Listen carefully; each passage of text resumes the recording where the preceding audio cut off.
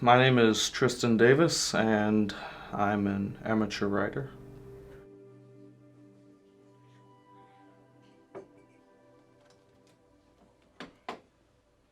I think with what I'm writing, it started off very much as a pet project. I didn't really have any intention of writing a story about it. It more or less came as an idea one morning.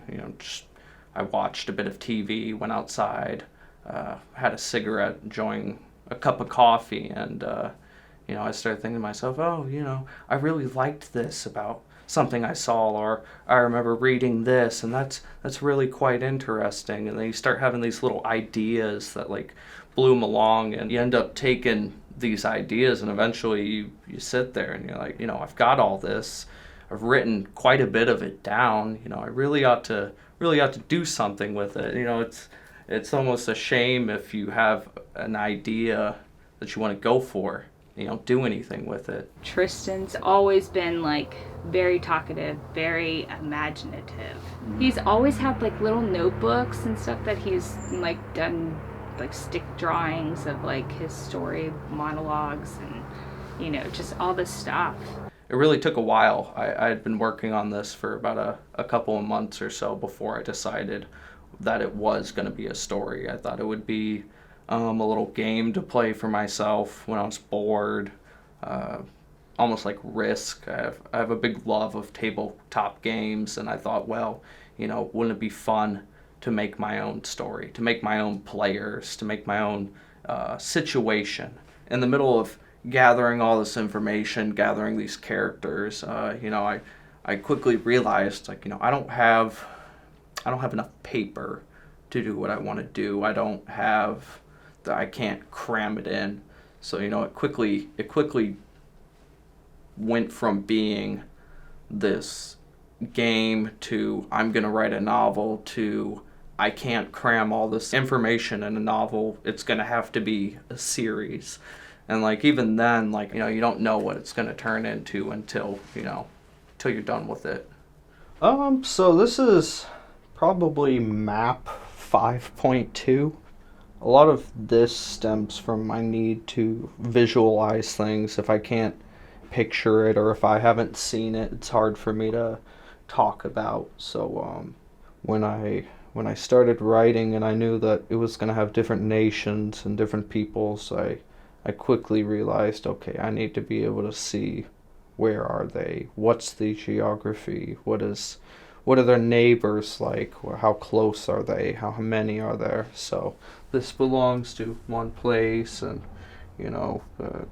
these people have a colony over here. So it became a lot easier to kind of track what was going on. And with the same ideas, the war games, it became very convenient to be able to use these and not have a stationary force. I could move them around. I could have them enter and keep track of battle if I have it, or say someone invades, I can move people out of the way and break out more beads. I think having a visual aid makes something that you have no real life counterpart to draw from a lot easier. I look a lot to history when I'm writing, because I think it's, all the great stories, you could say that they've been told, but, all the perspectives on those stories aren't. They say that history is written by the victor, and it's true in not many cases where you do get stories from the losers and what goes on behind the scene between different characters or different figures. There's a lot of little inner workings, and it's very human. There's not a clear progression. He has always had very detailed stories and writings. Like he will do like a full character development and stuff to go along with everything that he writes. Like he would play like the little Playmobil action figures. They actually have one. Here's one of his, and he actually designed the outfit and everything to go with it. And I'm sure that this guy has a name. So he actually has in here a little newspaper that he made for him. And it's got like the little writing stuff for his character. This is what his character had. He had books, he had dynamite, he had a compass and a flashlight. I think my interest in writing probably started at a very early age. I remember there were quite a few birthdays and Christmases where the only things I got were writing related things. I remember getting books on writing, and these my grandparents had actually bought me this whole downloadable thing on your computer. It gave you like Word, PowerPoint. It taught you how to write stories, how to structure them. I had written quite a couple of little stories for myself and for school projects. So I think writing was something that was always there as an interest from the get-go. I think about some of the things that I wrote or some of the things that I imagined for my stories, and they seem a little childish and ridiculous now, but I'm a little envious. I wish I still had that. Yeah, a lot of it is just PowerPoints, little thoughts, ideas here and there. Cool.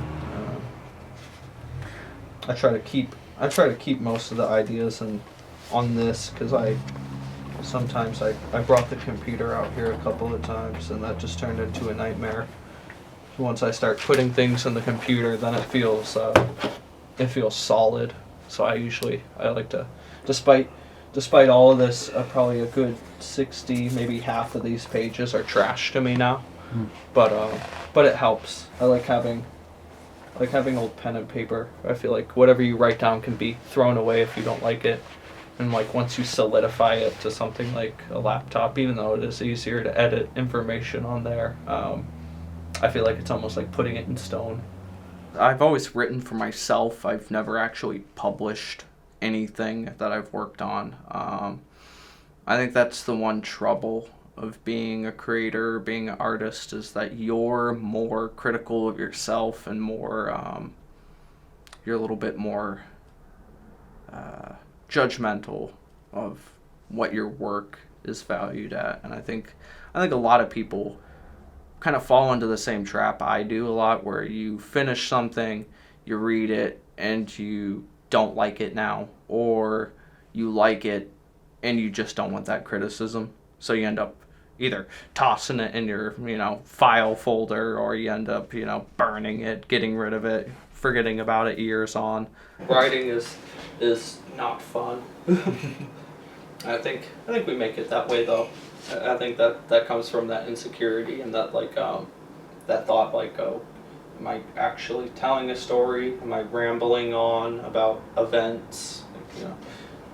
Even if you are writing for yourself, you find at a point you're like, okay, but what if someone does read this? What if I show it to someone, and they don't understand? So then you try to over-explain things in your story, and then you find you're rambling, and then you cut out your rambling, and you feel like, well, to an outsider, this is all foreign.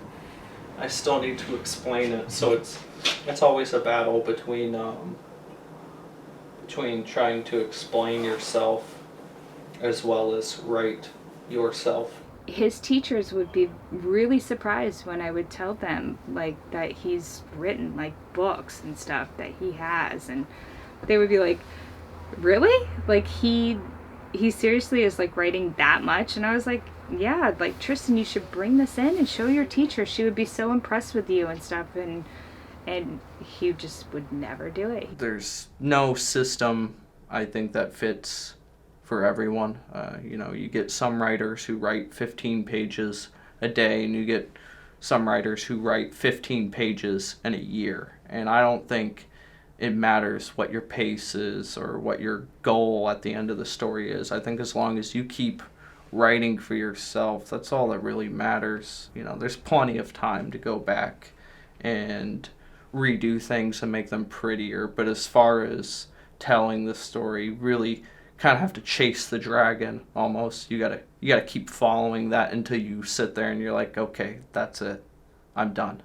I mean, I think we all kind of need something that we do in our own personal time, and I think that's one thing that Tristan has always just enjoyed doing.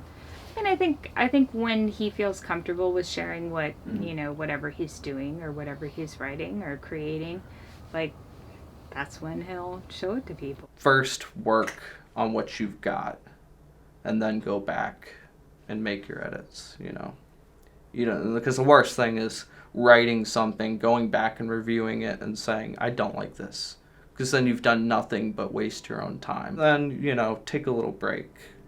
Uh, you know, change your change out of those work clothes, kick back, have a beer, and then read it for fun. Because I think if you take your work too seriously, it'll never bring you any joy. And I think that's what storytelling is actually about.